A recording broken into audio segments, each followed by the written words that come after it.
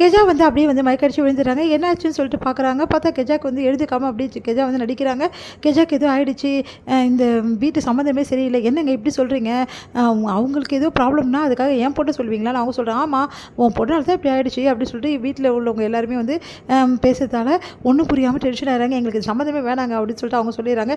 இப்போவே எங்கள் பொண்ணை பற்றி இப்படி பேசுகிறாங்களே, இவங்களாம் நல்லா பார்த்துப்பாங்களே என் பொண்ணை, எங்களுக்கு தேவையில்லை சம்மந்தம் அப்படின்ற மாதிரி அவங்க சொல்லிடுறாங்க. இப்படி நடந்து போச்சு அப்படின்னு சொல்லிட்டு ரங்கநாயகி யோசிக்கிறாங்க. அப்புறம் கெஜாக்கு என்னாச்சு அப்படின்னு சொல்லிட்டு கூட்டின்னு போயிட்டு காட்டுறாங்க. பார்த்தா டாக்டர் வந்து கெஜாக்கு வந்து பிபி அதிகமாக இருக்குது, அதனால தான் அப்படி ஆயிடுச்சு அப்படின்னு நம்ம சொல்கிறாரு. பார்த்தீங்களா இப்படி ஆயிடுச்சு, ஐயோ என்ன உங்களுக்கு நீங்கள் எவ்வளோ கஷ்டப்பட்டு அதை வரட பிடிச்சிங்க, என்னால் இப்படி ஆயிடுச்சு அண்ணி, தயவுசெய்து மன்னிச்சிடுங்க அண்ணி அப்படி. இல்லை வேணாம், அவங்க ரொம்ப ஓவராக தான் பேசுகிறாங்க, தேவையில்லை அதை பற்றி சம்மந்தமே, வேறு எதாவது பார்த்துக்கலாம் அப்படின்னு சொல்லிட்டு ரங்கநாயகி முடிவெடுக்கிறாங்க.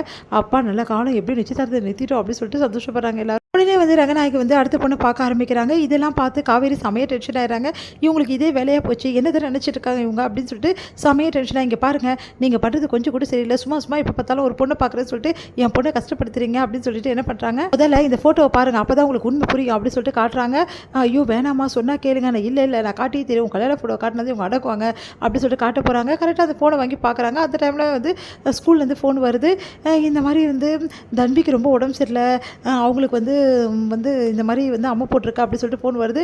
உடனே ரொம்ப பயந்து போயிடுறாங்க. வீட்டுக்கு கூட்டின்னு வந்து பார்த்துக்க வந்து ரொம்ப துடிச்சு போகிறாங்க. தன்விக்கு எல்லாம் பார்த்து செய்கிறாங்க. ரங்கநாயகி வந்து தன்வியை பார்த்துக்கணும்னு சொல்லிட்டு வேப்பிலை வந்து அப்படியே வந்து வீசிட்டு உட்காடுறாங்க. ஆனால் அவங்க அறியாமல் தூங்கி போகிறாங்க. ஆனால் வேதா கண் முடிச்சு பார்த்துக்கிறாங்க. இது எல்லாத்தையும் ரங்கநாயகி வந்து கவனிக்கிறாங்க.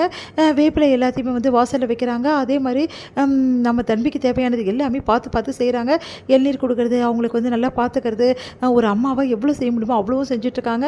இதெல்லாம் பார்க்குற ரங்கநாயகி வந்து ஒரே பூரிப்பாக இருக்குது. அவங்களுக்கு ஒன்றுமே புரியல. அவங்களுக்கு நேராக ரவிக்கிட்ட கேட்குறாங்க, கெஜா கிட்ட ரவிக்கிட்டையும், எப்படி வந்து ஒரு கேர்டேக்கரால் இந்த அளவு கவனிச்சிக்க முடியும், உண்மையிலேயே என்னால் நம்பவே முடியல. ஏன்னா வேலைக்கு வரவங்க வேலைக்கு தான் இருப்பாங்களே தவிர குழந்தைய வந்து அன்போடு கவனிச்சிக்க முடியாது. பெற்ற தாய் மட்டும்தான் குழந்தையோட அன்போடு கவனிச்சிக்க முடியும், வேறு யாருமே அந்த ஸ்தானத்துலேருந்து பண்ணவே முடியாது. இந்த பொண்ணு எப்படி இவ்வளோ சின்ன வயசில் இப்படிலாம் பண்ணுறா, எனக்கு ஒன்றும் புரியல அப்படின்னோடனே உடனே வந்து ஆமாம் அவள் வந்து தன்வி மேலே உயிரே வச்சுருக்கா, தன்வி இல்லாமல் அவர் இருக்க முடியாது, அதே மாதிரி அவள் இல்லாமல் தன்வி இருக்க மாட்டா, 2 பேரும் உயிருக்கு உயிராக இருக்காங்க அப்படின்னு சொன்னோன்னே என்ன பண்ணுறது, இந்த மாதிரி ஒரு பொண்ணு தான் வந்து விக்ரமுக்கு வந்து மனைவியாக இருந்தால் நல்லாயிருக்கும் அப்படின்ற மாதிரி ரவி வந்து சொல்கிறாரு. உடனே வந்து யோசிக்கிறாங்க நம்ம வந்து ரங்கநாயகி. உடனே யோசிச்சுட்டு ஆமாம் இவ்வளோ நாள் இதை யோசிக்காமல் போயிட்டேனே நான், வந்து நம்ம வீட்லேயே வந்து இந்த பொண்ணு ரொம்ப நல்ல பொண்ணாக இருக்காளே, இந்த பொண்ணை பேசி முடிச்சானே, சரி இந்த பொண்ணு கேட்டு பார்ப்போம் அவங்க கொடுப்பாங்களா அப்படின்னோடனே கண்டிப்பாக கொடுப்பாங்க, நீ எப்படி சொல்கிற, எனக்கு தெரியாதா அப்படி சொல்கிறாரு. சரி ஓகே கேட்டு பார்ப்போம் அப்படின்னு. முதல்ல குழந்தை நல்லபடி வந்து பொழைச்சி வரட்டும், அதுக்கப்புறம் நம்ம இதை பற்றி யோசிப்போம் அப்படின்றாங்க. அதே மாதிரி வந்து தன்வி வந்து ரொம்ப நல்லா வந்து பொழைச்சி வராங்க, நல்லா குணமாயிடுறாங்க.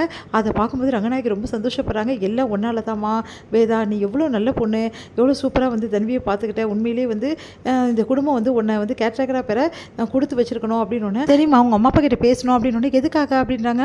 உடனே வந்து இந்த மாதிரி வந்து உங்கள் பொண்ணு எங்கள் வீட்டுக்கு மருமகளாக அனுப்புவீங்களா, எங்கள் விக்ரமுக்கு வந்து வேதா தான் கரெக்டான ஜோடி, அவள் தான் இந்த வீட்டு மருமகளாக வரணும்னு நாங்கள் ஆசைப்பட்றோம் அப்படின்னு சொல்லிட்டு ரங்கநாயகி சொல்கிறாங்க. உடனே சந்தோஷம் தாங்கவே முடியல காவேரிக்கு.